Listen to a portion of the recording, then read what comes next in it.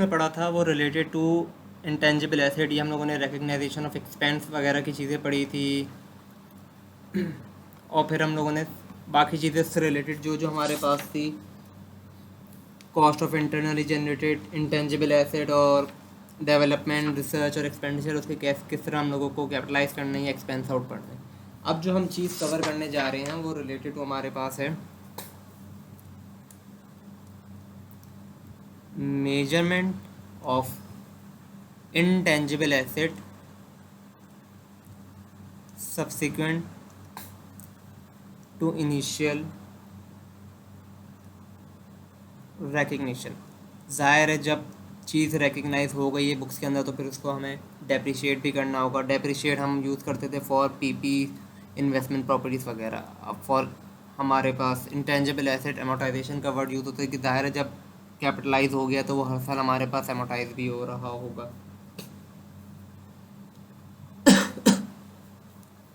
हमारे पास दो तरीके के मॉडल होते हैं।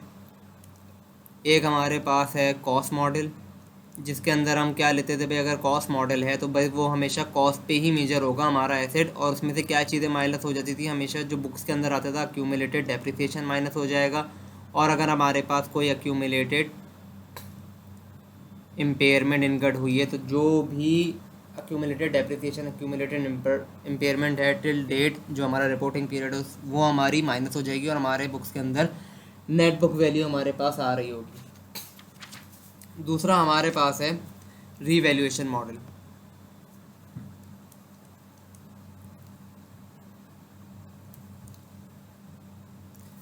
अब रीवैल्यूएशन मॉडल का मतलब है कि भाई हमारा जो भी एसेट है अब वो किस पे कैरी हो रहा होगा, वो रीवैल्यूड अमाउंट पे होगा। और रीवैल्यूड अमाउंट क्या होगी हमारे पास, रीवैल्यूड अमाउंट हमारे पास वो होगी जो कि उसकी फेयर वैल्यू होगी। और कब होगी वो, जो भी उसकी फेयर वैल्यू होगी at the date of revaluation, जिस दिन हम उसको रीवैल्यू कर रहे होंगे वो फेयर वैल्यू हम कंसिडर कर रहे होंगे। और फिर किस पे फिर आगे सब्सिक्वेंटली कैरी होगा, हमने एसेट को रीवैल्यू कर लिया, हमने इंटेंजिबल एसेट को रीवैल्यू कर लिया, अगर कोई इसके ऊपर कोई भी अक्यूमुलेटेड डेप्रिसिएशन जो भी है उसके पास, मैं डेप्रिसिएशन का वर्ड बार बार यूज़ कर रहा हूँ, अक्यूमुलेटेड एमोटाइजेशन, मैंने शायद ऊपर भी डेप्रिसिएशन लिखा है, अक्यूमुलेटेड एमोटाइजेशन। और कोई अगर सब्सिक्वेंट इम्पेयरमेंट लॉसेस हुए हैं। अब सब्सिक्वेंट इम्पेयरमेंट लॉसेस क्यों बोल रहा हूँ मैं, क्योंकि अगर हम एसेट को रीवैल्यू कर रहे हैं तो उसके अंदर ऑलरेडी उसके इम्पेयरमेंट लॉस, जिस दिन हमने उसको रीवैल्यू किया है उस दिन तो fair value changes already impairment losses को कंसिडर कर रहा होता है। तो जो भी सब्सिक्वेंट हमारी एमोटाइजेशन हो रही है, सब्सिक्वेंट इम्पेयरमेंट लॉसेस हो रहे हैं आफ्टर रीवैल्यूएशन, वो हम कंसिडर कर रहे होंगे अपनी बुक्स के अंदर। एसेट को रीवैल्यू किया, फिर कोई अगर कोई सब्सिक्वेंट एमोटाइजेशन हुई, क्योंकि ज़ाहिर है अगर बीच में एसेट हमारे पास रीवैल्यू हो गया है, बीच में उसकी फेयर वैल्यू चेंजेस हो गई, तो फिर वो रीवैल्यू होने के बाद जो उसके बाद वैल्यू हुई उस पर हमारी एमोटाइजेशन आ रही होगी। तो वो एमोटाइजेशन को माइनस करना है, और कोई इम्पेयरमेंट लॉसेस हुए रीवैल्यू होने के बाद उसको माइनस करके जो हमारी अमाउंट आएगी वो हमारी बुक्स के अंदर जा रही होगी। अच्छा, अब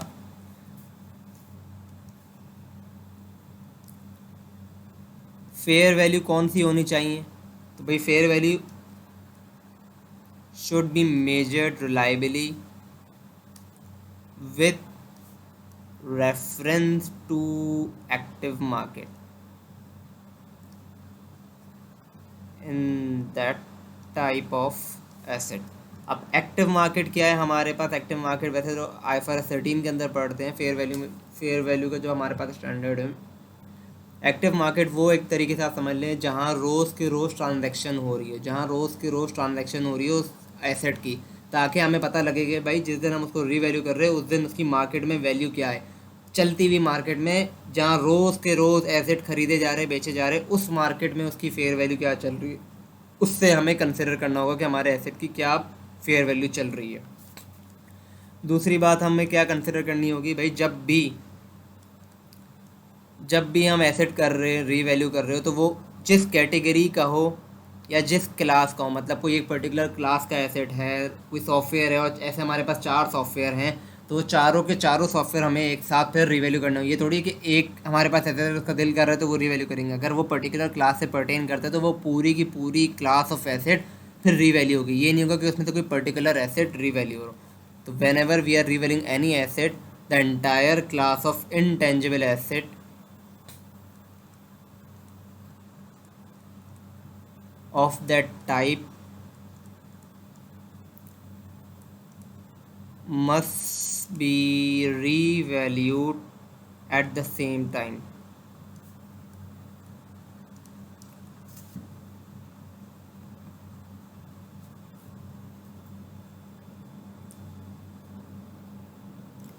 अगर हमारा जो क्या कहते हैं जिस एसेट को हम रीवैल्यू कर रहे हैं, मतलब नहीं, अगर कोई एसेट है हमारा जो कि रीवैल्यू नहीं हो सकता, क्यों नहीं हो सकता? क्योंकि उसकी फेयर वैल्यू अवेलेबल नहीं है, क्योंकि उसकी एक्टिव मार्केट अवेलेबल नहीं है। हम एक्टिव मार्केट से पता ही नहीं लगा सकते कि अब उसकी क्या मार्केट चल रही है। होता है इंटेंजिबल एसेट के अंदर, क्योंकि इंटेंजिबल होते हैं पर्टिकुलर कैटेगरी के, स्पेशलाइज नेचर के। ज़्यादा जितने भी इंटेंजिबल होते हैं वो होते हैं स्पेशलाइज नेचर के, तो उनकी एक्टिव मार्केट होना ज़रूरी नहीं है हर बंदे के लिए। जैसे कोई सॉफ्टवेयर बनता है, अब सॉफ्टवेयर हाउस हर पर्टिकुलर बंदे की नीड के हिसाब से सॉफ्टवेयर बना के देता है, तो वो एसेट जो बना के दे रहा है वो सेम कैटेगरी की नहीं है, सेम क्लास के नहीं है, और वो आइडेंटिकल नहीं है। वो हर किसी की स्पेशलाइज नीड के लिए बनते हैं, और उसकी हर एसेट की फेयर वैल्यू अलग होगी, क्योंकि हर एसेट पे बनाने में एक तो कॉस्ट अलग हुई होगी, इनकर्ड हुई होगी, उस पर मेहनत अलग इनकर्ड हुई होगी, तो सबकी फेयर वैल्यू, सबकी मार्केट वैल्यू अलग अलग होगी, वेरी कर रही होगी depending on the specialise nature of the asset. तो होता है कि एक्टिव मार्केट या मार्केट उस पर्टिकुलर एसेट की अवेलेबल ना हो, और अगर हमारे पास कोई एसेट है जो कि रीवैल्यू नहीं हो सकता क्योंकि उसकी फेयर वैल्यू अवेलेबल नहीं है, तो वो asset, then that asset should be carried at its cost less any accumulated amortization and impairment losses.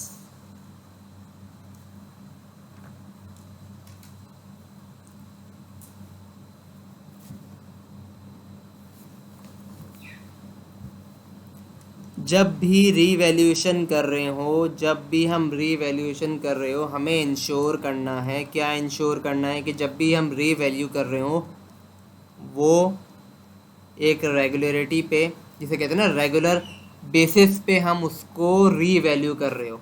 किस पे कर रहे हो? रेगुलर बेसिस पे हम उसको रीवैल्यू कर रहे हो, ताकि क्योंकि अगर हम रेगुलरली उसको देखते हुए रीवैल्यू कर रहे होंगे तो जो उसकी कैरिंग अमाउंट है और जो उसकी फेयर वैल्यू है उनके दरमियान ज़्यादा डिफरेंस नहीं आए।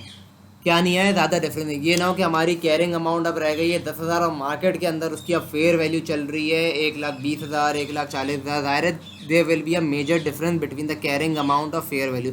इसलिए इस डिफरेंस को ख़त्म करने के लिए हमें इंश्योर करना चाहिए कि हम रेगुलर इंटरवल्स पे अपने एसेट को रीवैल्यू कर रहे हो, ताकि जो भी उसकी फेयर वैल्यू हो, जो भी उसकी फेयर वैल्यू चल रही हो, फिर रिपोर्टिंग डेट पे हम लिख रहे हो, अपनी रिपोर्टिंग डेट पे शो कर रहे हो, अपनी बुक्स के अंदर शो कर रहे हो कि भाई आप हमारे एसेट की ये फेयर वैल्यू चल रही है मार्केट में। क्योंकि हम फेयर वैल्यूएशन मॉडल और रीवैल्यूएशन मॉडल यूज़ कर रहे हैं, तो हम इंश्योर करें कि भाई हम रेगुलर इंटरवल पे उसको रीवैल्यू कर रहे हैं, ताकि there is a very little difference between the carrying amount of a asset in a books and the fair value which is in the market.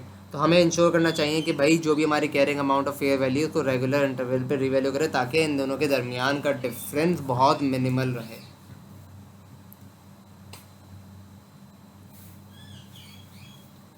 अच्छा, स्टैंडर्ड अब खुद कहता है, हमारा जो IS 38 का स्टैंडर्ड है वो खुद कहता है कि जो एक्टिव मार्केट है, किसकी एक्टिव मार्केट जो कि हमारे पास है इंटेंजिबल एसेट की, वो बहुत ही कम है। इसीलिए रीवैल्यूएशन मॉडल इतना यूज़ नहीं किया जा रहा होता। मोस्ट प्रोबेबली हम लोग जो अपनी बुक्स के अंदर जो अगर एंटिटीज़ देख रहे हो, अगर आप लोग ऑडिट की फील्ड में जा रहे हो, जब आप लोग देखेंगे तो आप लोगों को दिखेगा कि भाई जितनी भी एंटिटीज़ होती है वो ज़्यादातर for intangible asset cost model use कर रहे थे, क्योंकि उनको पता है जो एसेट वो ख़रीद रहे हैं वो उनकी स्पेशलाइज नेचर का ही है, और उस जैसा एसेट मार्केट के अंदर अवेलेबल नहीं है, तो उसकी फेयर वैल्यू मार्केट में अवेलेबल ही नहीं होगी, और वो उसको फेयर वैल्यू डिसाइड करने के अंदर भी बहुत चीज़ें इनकर्ड होगी, बहुत क्या कहते हैं अजम्पशन ले रहे हो या बहुत अनसर्टेनिटी हो, तो इसलिए इस चीज़ को अवॉइड करने के लिए ज़्यादातर एंटिटीज़ के अंदर कॉस्ट मॉडल यूज़ होता है और खुद स्टैंडर्ड बोलता है, क्योंकि रीवैल्यूएशन मॉडल जब यूज़ हो रहा होता है जब एक्टिव मार्केट अवेलेबल हो, क्योंकि स्पेशलाइज नेचर का इंटेंजिबल एसेट है तो उसकी एक्टिव मार्केट अवेलेबल नहीं होगी, तो there is no mean to use revaluation model. लेकिन लेकिन कुछ एसेट्स होते हैं जैसे कि हमारे पास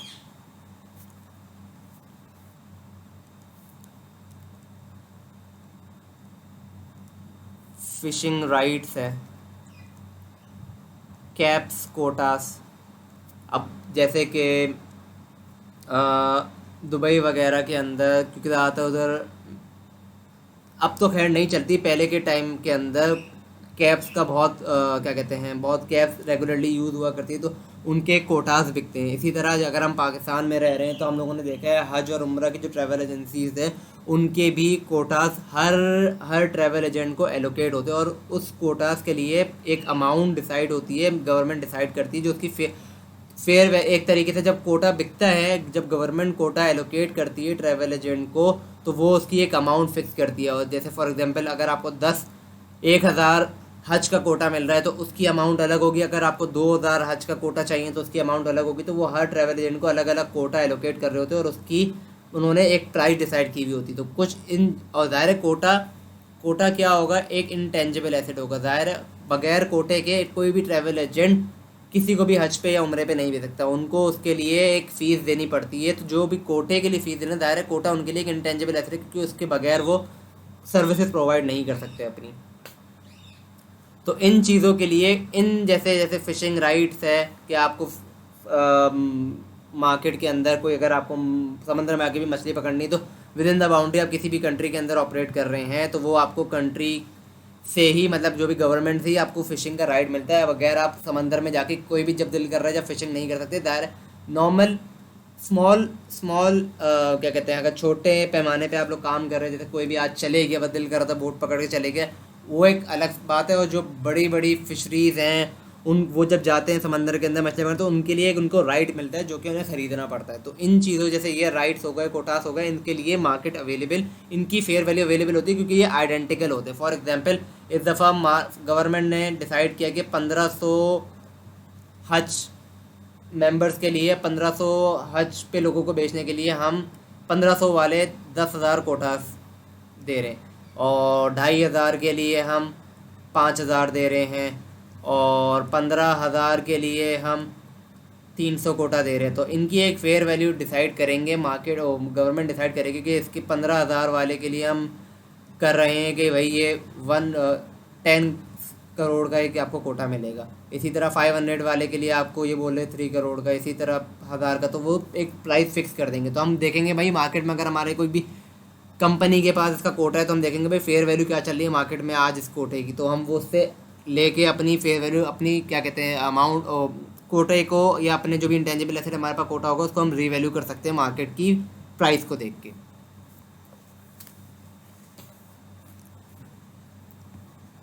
बाकी जो नॉर्मल चीज़ें होती थी हमारे, जैसे आई ए सेक्शन के अंदर अगर कोई भी एसेट रीवैल्यू हो रहा है, फॉर एग्जांपल उसकी कैरिंग अमाउंट थी after depreciation eight the end of year 1, अगर मैं कहूँ 1,000 माइनस 10 साल की इसकी लाइफ थी, तो 100 रुपये इसकी ईयर 1 के पे कैरिंग अमाउंट हो गए, और अब ये रीवैल्यू होके आ गया 1,100 पे। ईयर 1 पे इसकी फेयर वैल्यू हो गई 1,100 रुपये। तो हम अगर रीवैल्यू करेंगे तो अपनी बुक्स के अंदर एंट्री बनाएंगे, डेबिट एसेट बाय 200, और क्रेडिट करेंगे अपना revaluation reserve that is OCI by 200। Same goes है, अगर हमारे पास कोई इंटेंजिबल एसेट है जिसकी रीवैल्यू अमाउंट बढ़ गई है तो हम रीवैल्यूएशन की एंट्री फिर ये बना रहे होंगे, और फिर सब्सिक्वेंटली अपने इंटेंजिबल एसेट को एमोटाइज कर रहे होंगे based on the revalued amount.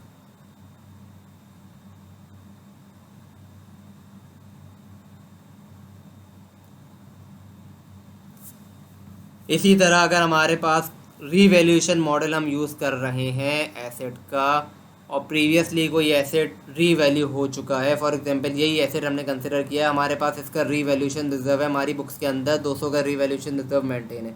अब यही एसेट हमारे पास अगले साल डी वैल्यू हो गया, अगले साल जाके ये डी वैल्यू हो गया, और डी वैल्यू हो गया फॉर एग्जांपल अगले साल हम अगर एमोटाइजेशन निकाले फॉर एग्जांपल अगले साल के लिए। अब 1100 हो गया, अब 1100 को हम डिवाइड करें 9 से,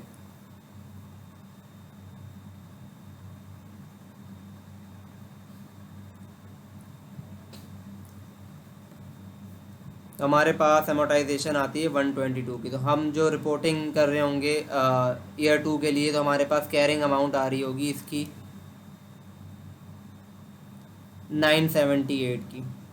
और हमें पता चला कि भाई अब इसकी फेयर वैल्यू जो हो गई है वो हो गई है 900। तो हमारे पास डाउनवर्ड रीवैल्यूशन हो गई, डाउनवर्ड एसेट की डाउनवर्ड रीवैल्यूड हो गया हमारा एसेट। कितने से डाउनवर्ड रीवैल्यूड हो गया? 78 से। तो स्टैंडर्ड कहता है अगर इसका पहले ही कोई रिजर्व मेंटेन है, अगर पहले रिवैल्यू हुआ था और उसका रिजर्व मेंटेन है हमारी बुक्स के अंदर, तो पहले हम उसको कम करेंगे।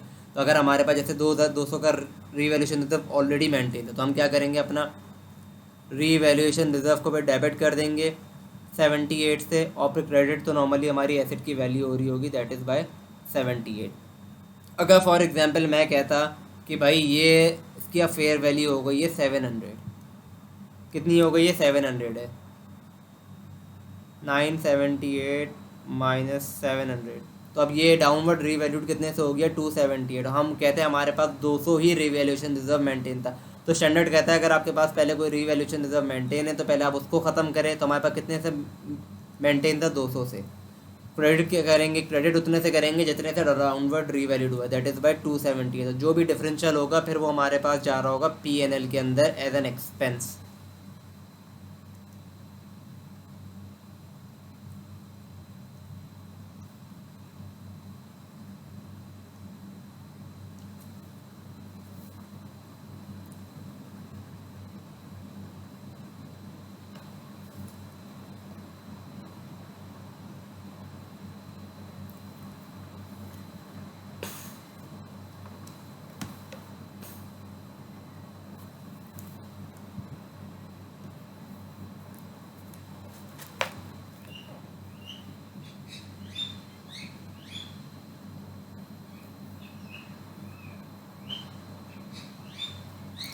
अच्छा, फॉर एग्जांपल हमारे पास कोई एसेट है और वो रीवैल्यूड हो गया है। रीवैल्यूड के बाद हमारे पास जो रीवैल्यूशन रिजर्व हो गया मेंटेन, वो हो गया 1000 रुपये।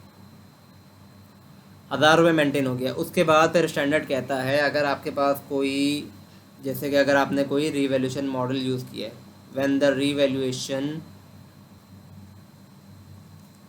Model is use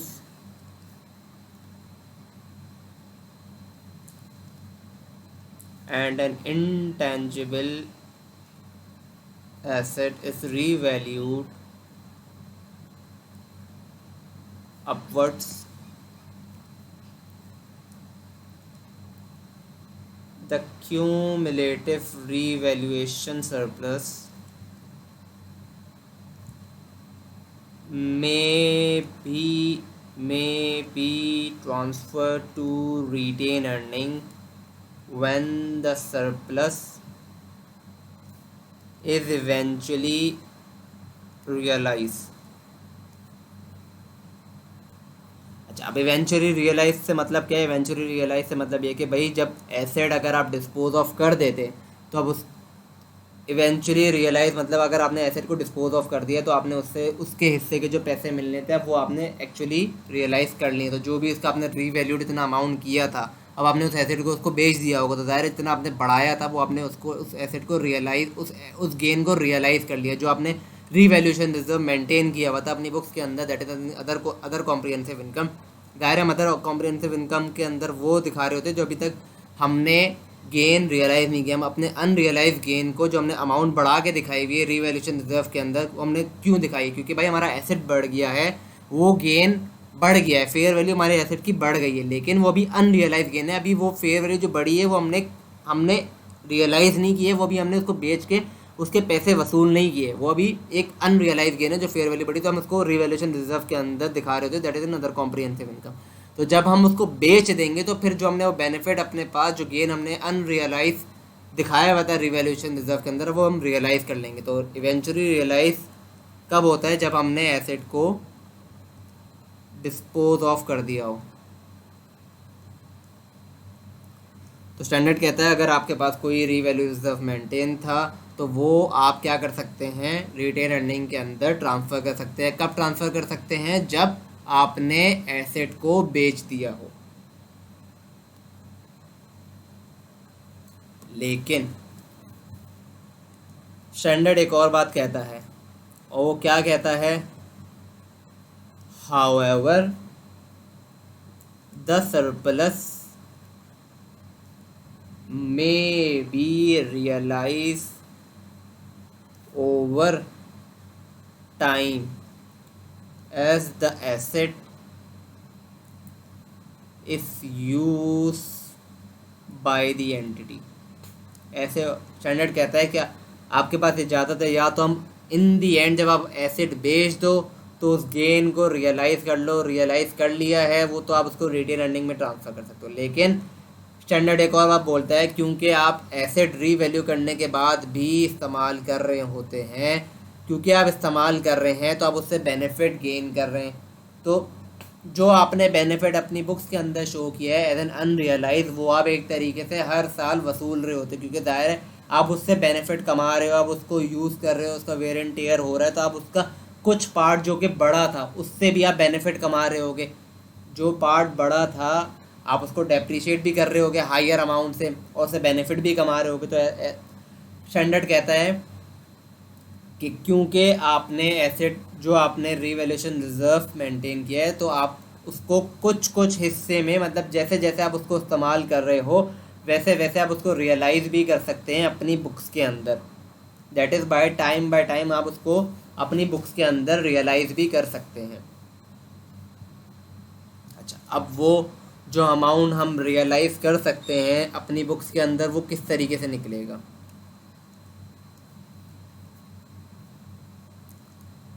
the amount of the surplus realise each year is the difference between the amortization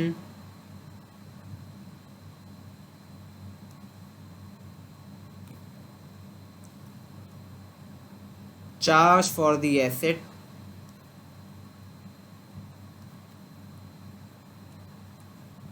based on the revalued amount of the asset and the amortization that would be charged on the basis of the assets historical cost।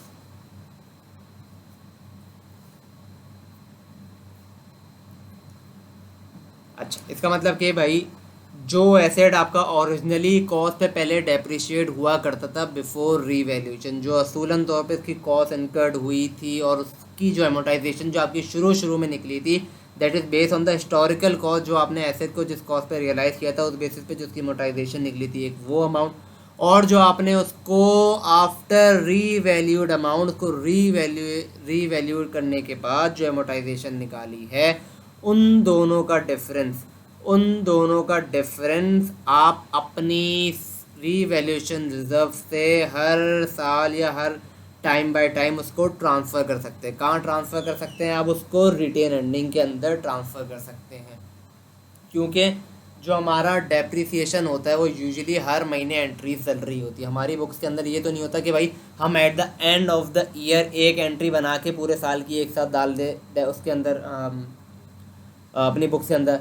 जो असूलन तौर पे जो entities की practice होती है वो यही होती है कि भाई हर महीने की एंट्री डल रही होती है। अगर 12 महीने का एसेट हमने एसेट निकाला है, अब हमने एसेट को डेप्रिशिएट किया, फॉर एग्जांपल 10,000 उसकी कॉस्ट थी, 10 पे डेप्रिशिएट कर दिया, ये इसकी आ गई, या मैं कहता हूँ 12,000 डेप्रिसिएशन थी और 10 साल में हमने उसको डेप्रिशिएट कर दिया 1,200 रुपये से।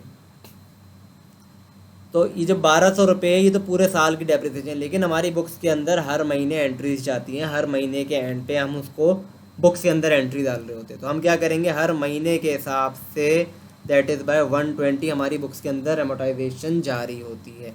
तो ये एमोटाइजेशन हमारी बुक्स में जारी होती है, ये पहले हमारी हिस्टोरिकल। अब अगर कोई एसेट री वैल्यू हो गया और फिर जो री वैल्यू होने के बाद की एमोटाइजेशन है, ये वाला एमोटाइजेशन और जो री वैल्यू होने के बाद की जो एमोटाइजेशन है, इन दोनों का जो डिफरेंस होगा वो हम हर महीने क्या कर सकते हैं, अपने री वैल्यूएशन रिजर्व से ट्रांसफ़र कर सकते हैं। किधर ट्रांसफ़र कर सकते हैं? रिटेन अर्निंग के अंदर ट्रांसफ़र कर सकते हैं। तो क्या लिखेंगे हम? द री वैल्यूएशन सरप्लस, नहीं, the realise surplus.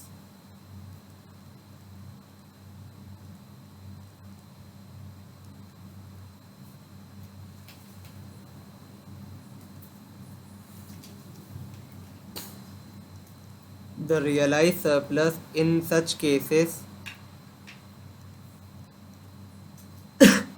should be transferred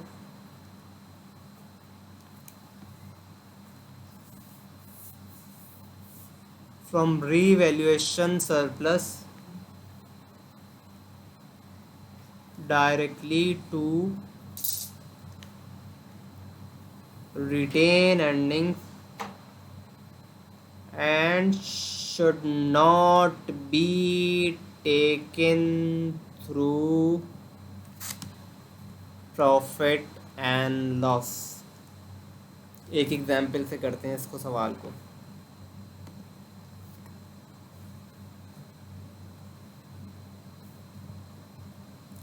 for example हमारे पास एक एसेट था, इंटेंजिबल एसेट था, जिसकी कॉस्ट थी हमारे पास 400 और जिसकी लाइफ थी हमारे पास 8 years.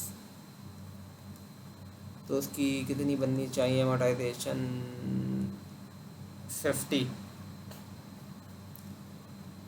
Fair value at the and of year 1 जो हो गई है वो हो गई है हमारे पास 490।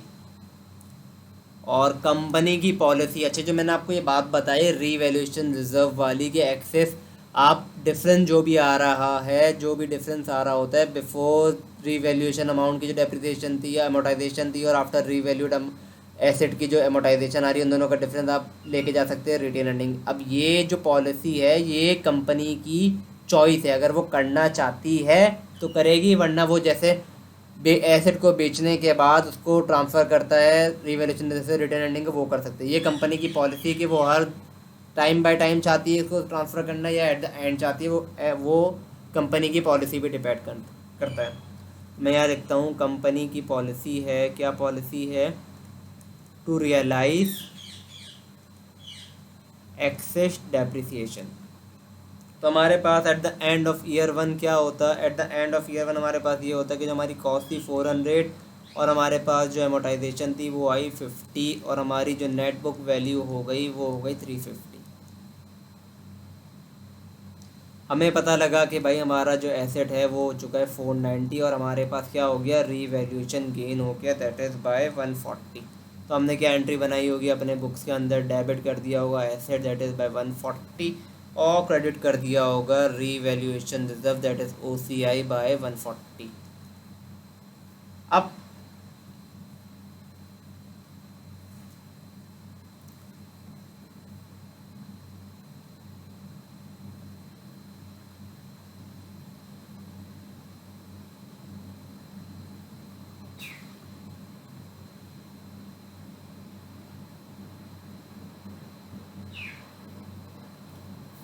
हमारे पास ईयर 2 की जो डेप्रिसिएशन एमोर्टाइजेशन निकलेगी वो क्या निकलेगी? अब वो 490 की अमाउंट पे निकलेगी, जो कि अब उसकी नई रीवैल्यूड अमाउंट है। और हमारे पास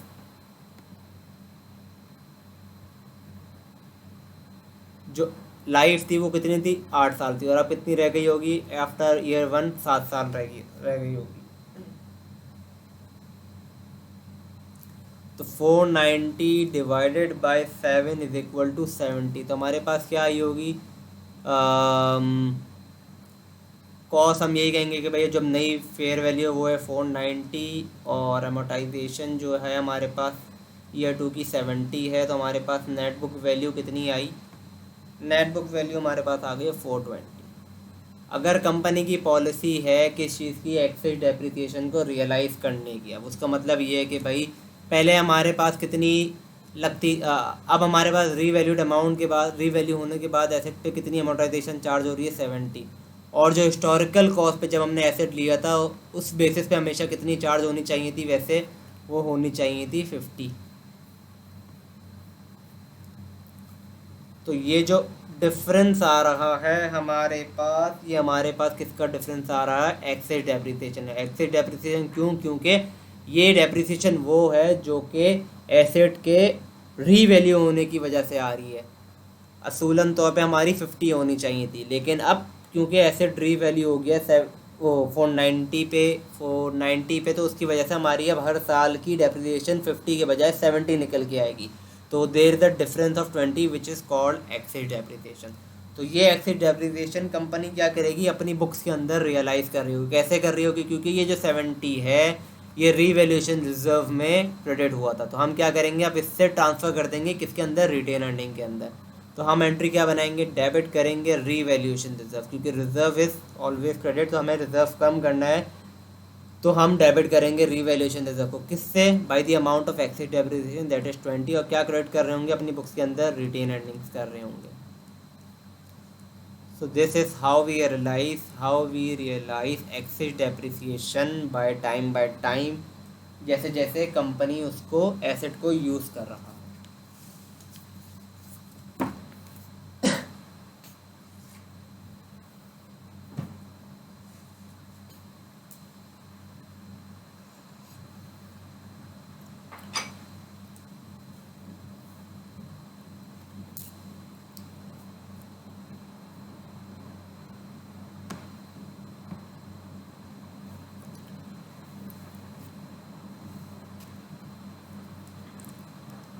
अच्छा, अब जो चीज़ पढ़ने जा रहे हैं वो रिलेटेड टू क्या है, यूज़फुल लाइफ। और यूज़फुल लाइफ क्या है कि भाई उस एसेट की उम्र कितनी है। तो हमें क्या करना चाहिए कि भाई क्या, जो भी एंटिटी है उसको क्या करना चाहिए, उसको ये करना चाहिए कि वो क्या करे, should assess the useful life of an intangible asset which may be finite और indefinite। फाइनाइट मतलब कि भाई उसकी कोई लिमिटेड लाइफ है, कोई पर्टिकुलर लाइफ है। इनडेफिनेट लाइफ का मतलब कि भाई उसकी हम लाइफ को डिटरमाइन नहीं कर सकते, हमें नहीं पता कि भाई वो कितनी अरसे चलेगा, कितने अरसे हम उस एसेट से इकोनॉमिक बेनिफिट हासिल कर रहे होंगे।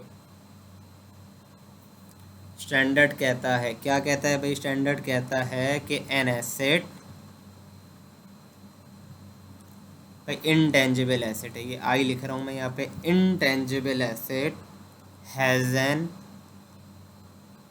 indefinite useful life when there is no foreseeable limit to the period the asset is expected to generate net cash flows for the entity।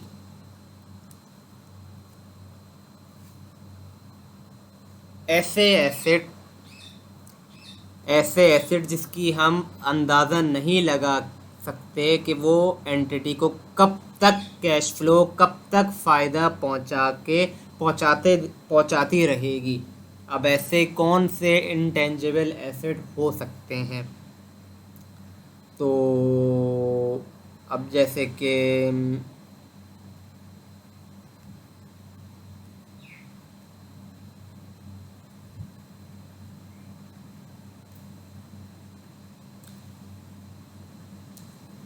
कोई सॉफ्टवेयर हो सकते हैं, मेरे लिहाज से जैसे हमारे पास एक गूगल है, गूगल की भी कोई इनडेफिनेट लाइफ है, क्योंकि अभी हमें नहीं पता वो कब तक हमें फ़ायदा पहुंचाते रहेगा।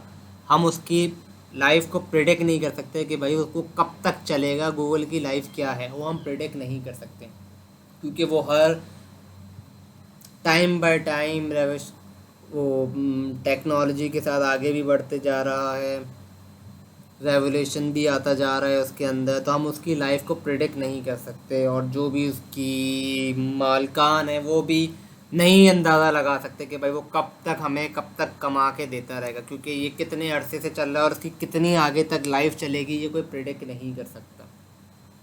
अच्छा, अब कौन से वो फैक्टर्स हैं जो कि हम यूज़ कर सकते हैं किसके अंदर, factors considered in determining the useful life of an intangible asset। ज़ाहिर है इंटेंजिबल एसेट की हम डायरेक्टली तो नहीं कोई सॉफ्टवेयर बनाया, हम ये बोलेंगे भाई ये 5 साल का है। अब वो पूछेगा ना किस बेसिस पे आपने उसकी लाइफ 5 साल निकाली है, किस बेसिस पे आपने कोई भी चीज़ की लाइफ किस बेसिस पे निकाली है, तो वो बेसिस क्या हैं। तो कोई भी एसेट की लाइफ डिटरमाइन करने के लिए हमें कुछ बेसिस, कुछ फैक्टर यूज़ करने होंगे जिससे हम उस इंटेंजिबल एसेट की लाइफ डिटरमाइन कर सकें, लाइफ आइडेंटिफाई कर सकें। फॉर एग्ज़ाम्पल एक्सपेक्टेड यूजेज, के हम उस एसेट को कब तक इस्तेमाल करेंगे। This is not the only factor, ये सिर्फ अभी एक बेस बनी कि भाई हम इस एसेट को 10 साल तक इस्तेमाल करेंगे, हमारा अंदाज़ा है कि भाई ये 10 साल तक हमें फ़ायदा पहुंचाएगा, हम यहाँ इस एसेट को 10 साल तक चलाएंगे। सही है। टिपिकल प्रोडक्ट लाइफ साइकिल, अब जैसे कि हमारे पास कोई हमने इंटेंजिबल एसेट लिया है किसी प्रोडक्ट के लिए, फॉर एग्जांपल हमने कोई इंटेंजिबल एसेट बाय किया, कोई सॉफ्टवेयर बाय करा है जिससे हम कोई प्रोडक्ट बना रहे हैं, जैसे कोई मशीन का सॉफ्टवेयर बाय किया है हमने जिसके बगैर मशीन चल नहीं सकती, या मशीन चलती है लेकिन हमने उसको अपग्रेड करने के लिए एक सॉफ्टवेयर बाय किया है और वो मशीन कुछ प्रोडक्ट बनाती है। अगर हम कहें इस मशीन का जो प्रोडक्ट है उसकी लाइफ साइकिल ही 5 साल है, अब उसकी जो ड्यूरेशन है वो है ही 5 साल, तो 5 साल तक इसकी जो लाइफ है, जो प्रोडक्ट बन के निकलेगा उसकी टोटल लाइफ 5 साल है। तो जो एसेट या जो इंटेंजिबल उस मशीन के लिए हमने बाय किया है, हम उसको ये नहीं कह सकते हम उसको 10 साल तक इस्तेमाल करेंगे, क्योंकि उस एसेट जो उससे एसेट निकल के आ रहा है उसका प्रोडक्ट लाइफ साइकिल ही 5 साल है, तो आप उस इंटेंजिबल एसेट को 10 साल कैसे इस्तेमाल करेंगे, लॉजिक नहीं बनती। तो आपको देखना होगा कि भाई जो प्रोडक्ट वो बना भी रहे हैं, जिसके लिए वो इस्तेमाल हो रहा है, उसका प्रोडक्ट लाइफ साइकिल कितना है। तो हम ये कह सकते हैं कि जितना प्रोडक्ट लाइफ साइकिल है तो उतना ही उसकी लाइफ हो सकती है, उससे कम हो सकती है, लेकिन उससे ज़्यादा नहीं हो सकती। प्रोडक्ट लाइफ साइकिल से लाइफ ज़्यादा नहीं हो सकती। इसी तरह हमारे पास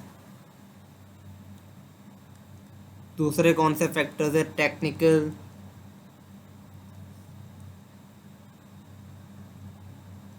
टेक्नोलॉजिकल, कमर्शियल और other type of obsolescence. For example हमारे पास जैसे कि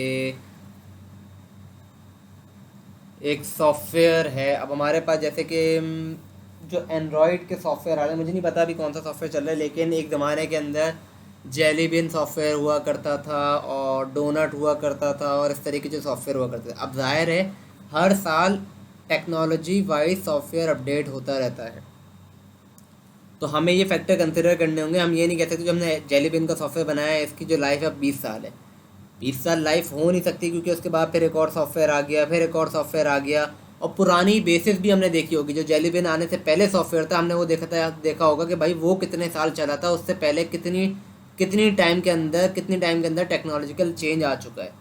फॉर एग्जांपल हमारे पास मुझे नाम नहीं पता, जैसे डोनट था, अब डोनट चला 2 साल और फिर हमारे पास जेली बीन आ गया, और जेली बीन के बाद 1 साल बाद फिर एक और नया सॉफ्टवेयर आ गया। तो हम ये नहीं कह सकते जब जेली बीन बना ली कि इसकी लाइफ 10 साल होगी, क्योंकि हमें पता है कि टेक्नोलॉजी किस रैपिड से चेंज हो रही है, और जो इससे पहले भी हमने जो सॉफ्टवेयर बनाया था उसकी खुद की भी लाइफ 2 साल थी, क्योंकि टेक्नोलॉजी एकदम से चेंज हो रही है, टाइम बाय टाइम चेंज होते जा रही है।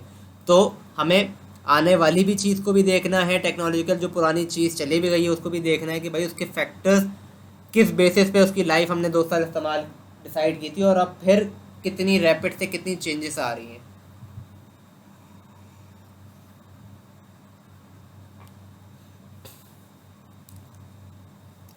फिर हमारे पास और कौन से फैक्टर्स हैं?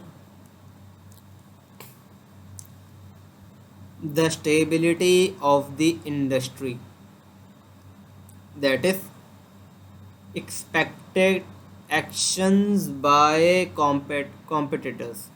फॉर एग्जाम्पल हमारे पास, हमें पता था एक ज़माने के अंदर नोकिया हुआ करता था, और वो अपने टाइम के अंदर एक जैसे कि कीपैड वाले मोबाइल ही निकाला करता था।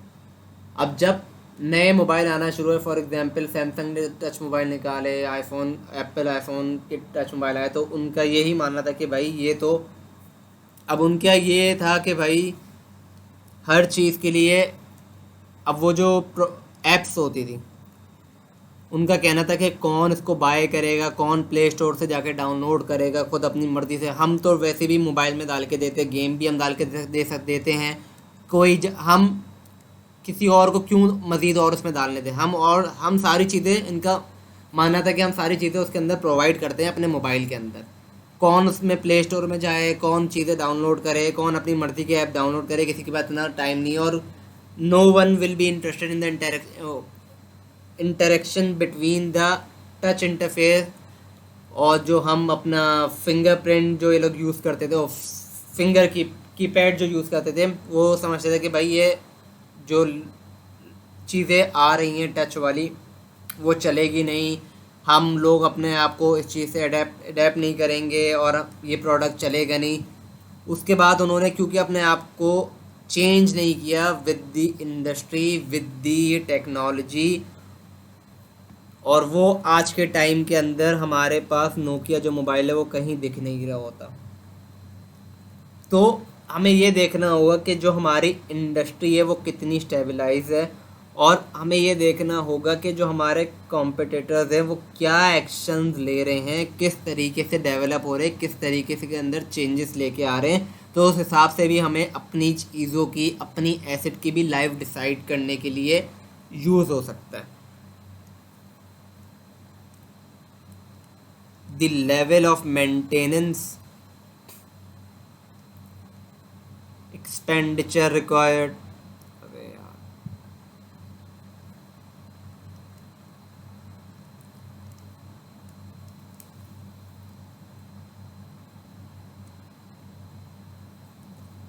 लीगल और similar limits on the use of asset such as the expiry,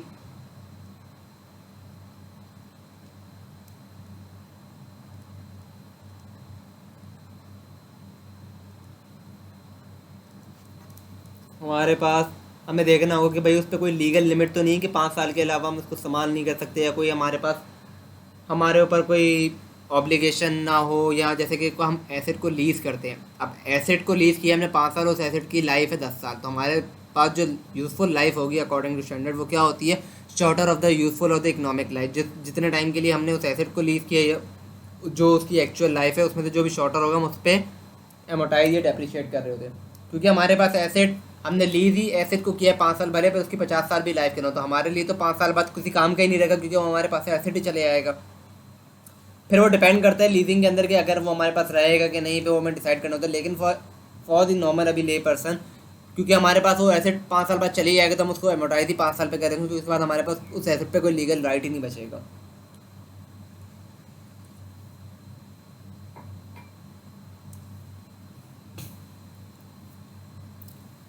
इसीलिए तो ये कुछ फैक्टर्स हैं जो कि हम यूज़ कर सकते हैं किस चीज़ के लिए, डिसाइड करने के लिए useful life of the intangible asset.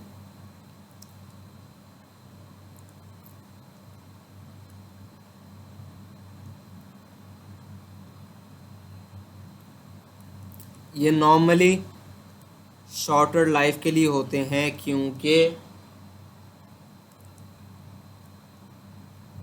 They are सस्केप्टिबल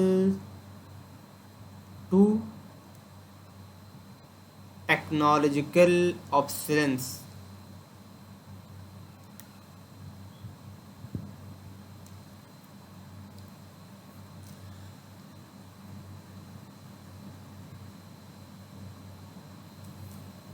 जो मैंने अभी आपको बात कही कि the useful life of an intangible asset that arises from contractual or other legal rights should not exceed the period of right but may be shorter depending on the period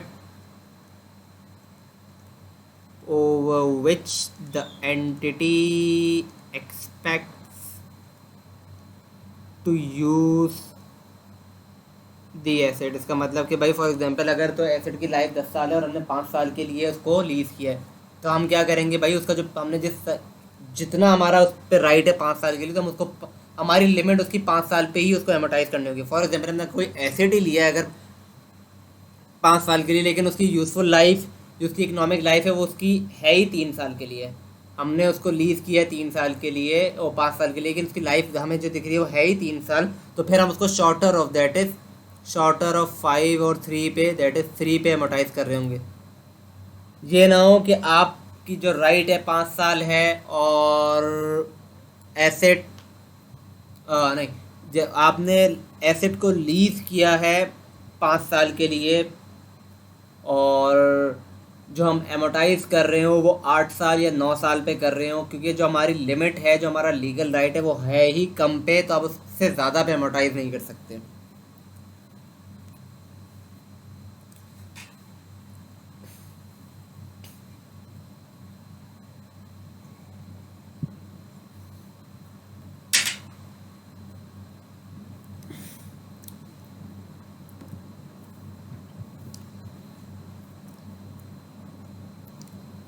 अब जो चीज़ है हमारे पास वो रिलेटेड टू है amortisation period and amortisation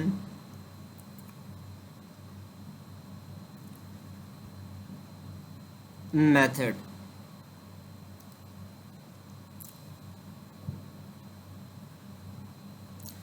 भाई जो भी इंटेंजिबल एसेट है जिसकी हमारे पास यूजफुल लाइफ अवेलेबल है वो किस पे एमोटाइज होगा? यूजफुल लाइफ वाले कौन से एसेट होंगे? जिसकी लाइफ ही फाइनाइट होगी, ठीक है। Intangible asset having a finite life will be amortise on the basis that is their expected useful life. जो भी उसकी यूजफुल लाइफ होगी उस पर वो एमोटाइज हो रहा होगा। अच्छा, कब से एमोटाइज हो रहा होगा? Amortisation should start when the asset is available for use। जो हम उसके अंदर IS16 के अंदर बात करते हैं कि बस जब वो इस्तेमाल के लिए अवेलेबल हो जाए, अवेलेबल फॉर यूज़ हो जाए, जब से हम एमोटाइजेशन चार्ज करना शुरू करेंगे।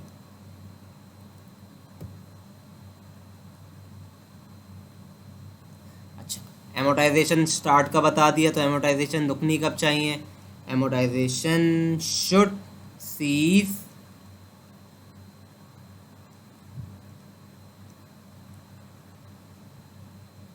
at the earlier of कब? the date when the asset is classified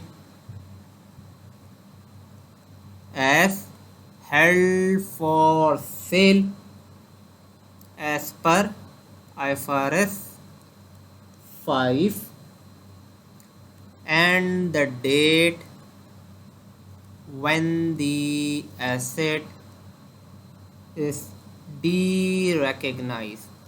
तो जब कब एमोटाइजेशन रुकनी चाहिए, कब एमोटाइजेशन रुकनी चाहिए, कब?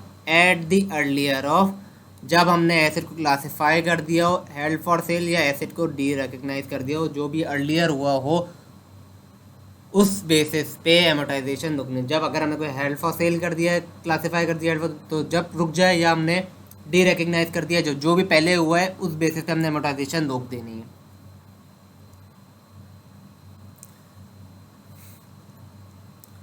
भाई एमोटाइजेशन आप लगा रहे हैं तो उसका पैटर्न क्या होना चाहिए, जो उसका मेथड है वो क्या रिफ्लेक्ट करे। तो the amortisation method should reflect the pattern in which the assets future economic benefits are consumed।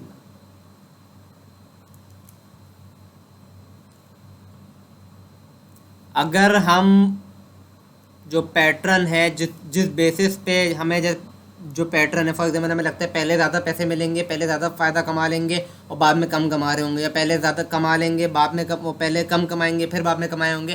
तो कोई पैटर्न एंटिटी एंटिटी एक्सपेक्ट करती है, उसको सोचती है, उस पर काम करती है डिसाइड करने के लिए कि किस तरीके से, किस बेसिस पे हमें उससे बेनिफिट मिल रहा होगा। अगर वो पैटर्न एंटिटी डिसाइड नहीं कर सकती, प्रिडिक्ट नहीं कर सकती,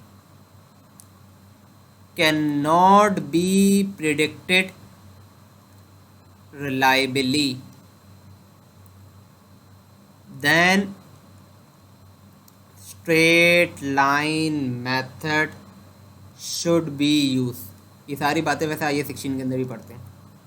मतलब कि फॉर एग्जांपल जो हमारा रिड्यूसिंग बैलेंस मेथड है, हम उस बेसिस पे यूज़ कर रहे थे। फॉर एग्जांपल हम सोचते हैं कि भाई हमें पहले उससे ज़्यादा बेनिफिट मिलेगा, हमें ज़्यादा उससे बेनिफिट मिलेगा, तो ज़ाहिर है ज़्यादा बेनिफिट मिल रहा होगा तो ज़्यादा वेर एंड टेयर हो रहा होगा, तो ज़्यादा वेर एंड टेयर हो रहा होगा हमारे पास, ज़्यादा वेर एंड टेयर हो रहा होगा तो ज़्यादा एमोटाइजेशन या ज़्यादा एमोटाइजेशन भी लगनी चाहिए, क्योंकि ज़्यादा खर्चा हो रहा, ज़्यादा बेनिफिट आ रहा है तो ज़्यादा वेर एंड टेयर हो रहा है तो ज़्यादा एमोटाइजेशन लगनी। तो इन रिड्यूसिंग बैलेंस मेथड शुरू में ज़्यादा एमोटाइजेशन लग रही होती है, बाद में कम कम लग रही होती है, लेकिन स्ट्रेट लाइन के अंदर पूरे ड्यूरिंग द लाइफ एक ही सिमिलर बेसिस पे एमोटाइजेशन लग रही होती है। तो एंटिटी को डिसाइड करना होगा किस तरीके से उसका कैश फ्लो उनको बेनिफिट मिल रहा होगा, उसी बेसिस पे उनको डिसाइड करना चाहिए कि एमोटाइजेशन किस मेथड पे लगनी चाहिए। और एमोटाइजेशन कहाँ जाएगी, कहाँ लिखते हैं हम उसको, सीधी बात है पीएनएल के अंदर लिखते हैं।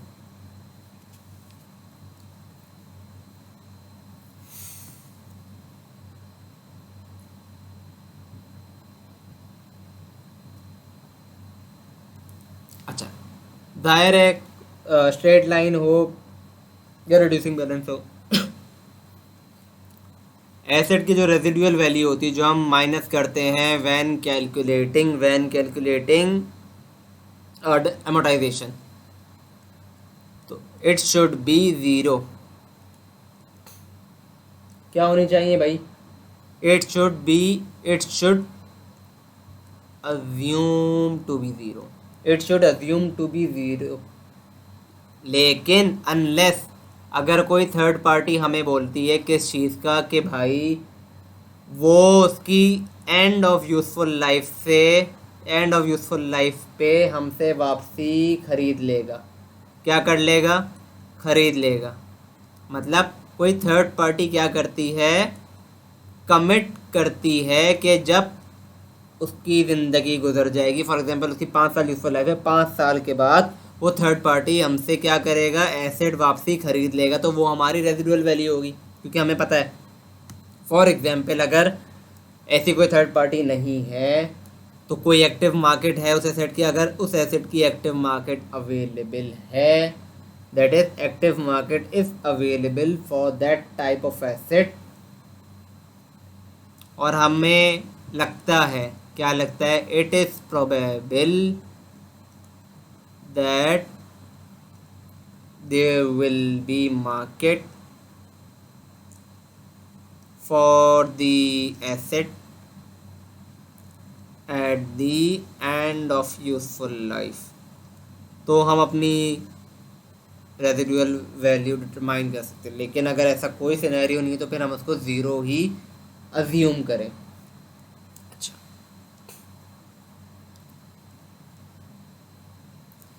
जो हमने एमोटाइजेशन पीरियड डिसाइड किया है अपना एसेट का,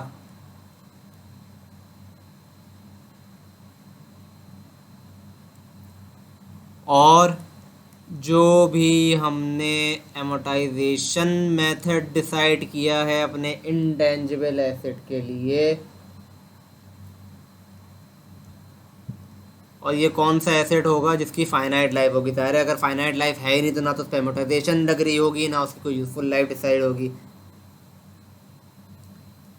जिस एसिड की फाइनाइट लाइफ है तो उसकी जो हमने एमोटाइजेशन पीरियड डिसाइड किया जिस बेसिस पे हम उसको एमोटाइज कर रहे होंगे, और जो हमने एमोटाइजेशन मेथड दैट इज हमने क्या कहते हैं स्ट्रेट लाइन मेथड हमने डिसाइड किया है या हमने रिड्यूसिंग बैलेंसिंग मेथड हमने डिसाइड किया है, हमें उसको क्या करना है, हर साल के एंड पे रिव्यू करना है। Review at each financial year and, कि भाई उसके अंदर कोई चेंजेस तो नहीं आ गई, कोई उसमें हमारा एसेट यूज़ करने के मेथड में तो कोई चेंज नहीं आ गया, कोई इसकी लाइफ में तो चेंजेस नहीं आ रही, ताकि अगर कोई चेंज आए तो हम उसको प्रोस्पेक्टिवली अप्लाई कर सकें।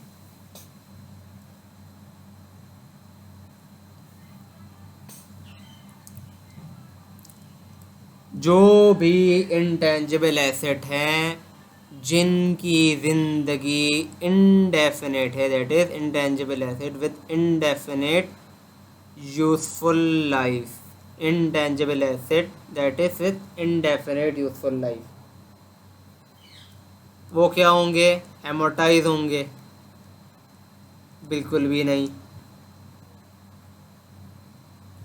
हमें क्या करना है, स्टैंडर्ड बोलता है कि हमें स्टैंडर्ड बोलता है जो भी asset with indefinite useful life है उसके लिए हमें चाहिए कि भाई हम क्या करें, हर साल रिव्यू करें, रिव्यू एट ईच ईयर। किस चीज़ का रिव्यू कर रहे होंगे, उसकी यूजफुल लाइफ डिटरमाइन करने की कोशिश कर रहे होंगे कि भाई हम eight the end of each year हम देख रहे होंगे क्या उसकी कोई यूजफुल लाइफ डिटरमाइन हो सकती है कि नहीं हो सकती, डिटरमाइन हो सकती है कि नहीं हो सकती। और अगर किसी साल के एंड पे हमें पता लग जाता है कि भाई अब एसेट की फाइनाइट लाइफ हो चुकी है, तो हम उसको फिर एमोटाइज भी करना शुरू करेंगे। और ये जो फाइनाइट लाइफ अब हमें पता लगी है ये हमें क्या चीज़ इंडिकेट कर रही होगी, क्या चीज़ इंडिकेट कर रही होगी, ये शायद इंडिकेट कर रही होगी कि जो हमारा एसेट है इट मे बी इम्पेयर्ड। ज़ाहिर है एकदम से अब उसकी जब जो 3 साल से इंडेफिनेट इंडेफिनेट इंडेफिनेट ही चल रहा था वो एकदम से उसकी लाइफ भी डिटरमाइन हो गई है, तो कोई टेक्नोलॉजिकल चेंज आया है, कोई चेंजेस किसी चीज़ में कोई इंडिकेटर है जो कि इम्पेयरमेंट इंडिकेट कर रहे हैं, तो हमें क्या करना होगा, हमें यहाँ पे क्या करना होगा, टेस्ट फॉर इम्पेयरमेंट करना होगा कि भाई कहीं हमारा एसेट तो इम्पेयर नहीं होने जा रहा।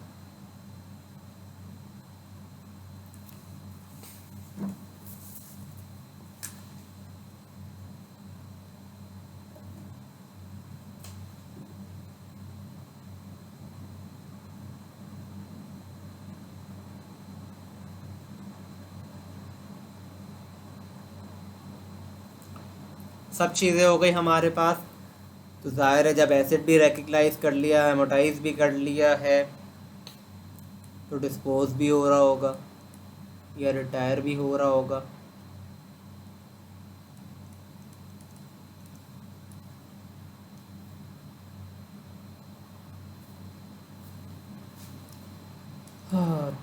An intangible asset should be eliminated from statement of financial position when it is disposed of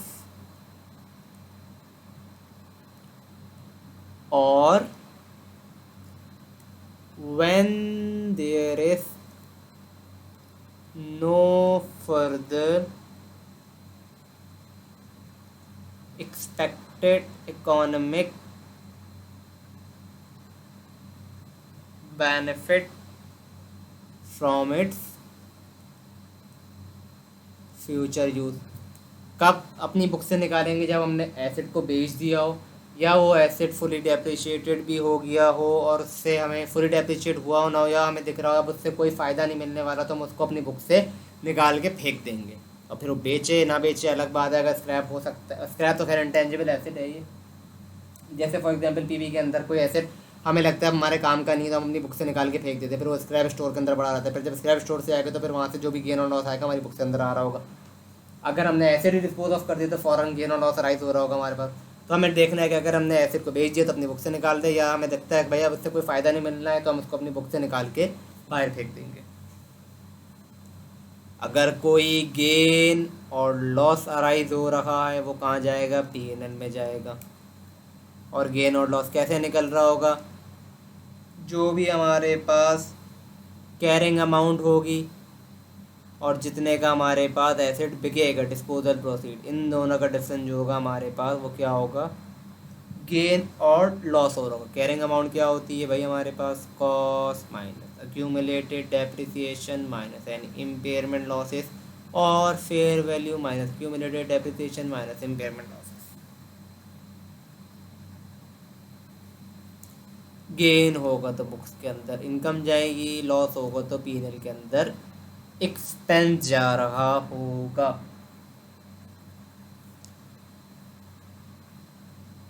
और यहाँ पे अच्छा, अगर कोई बोलता है भाई एंट्रीज भी बता दो, तो एंट्रीज क्या होगी भाई? अगर डिस्पोज ऑफ हो रहा है एसेट तो क्या करेंगे भाई? हम डिस्पोज ऑफ कर रहे होंगे तो हमारे पास पैसे आ रहे होंगे।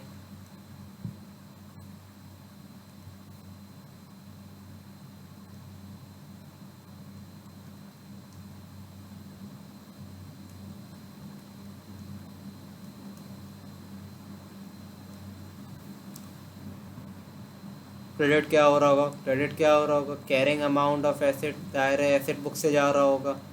इन दोनों के दरमियान अगर कोई डिफरेंशियल होगा, फॉर एग्जांपल हमें गेन हो गया, तो गेन कहाँ आएगा? क्रेडिट होता है गेन, दैट इज़ इनकम, और वो कहाँ जाएगी? पीएनएल के अंदर वो क्रेडिट हो रहा होगा। और अगर हमें कोई नुकसान हो रहा होगा तो वो हमारे लिए क्या होता है? लॉस, एक्सपेंस हो रहा होगा, कहाँ जाएगा? पीएनएल के अंदर जाएगा, दैट इज़। और ये क्या होगा भाई? ये जो भी अमाउंट होगी वो डिफरेंशियल होगी, differential of proceeds and carrying amount. और यहाँ पे हमारा स्टैंडर्ड ख़त्म होता है।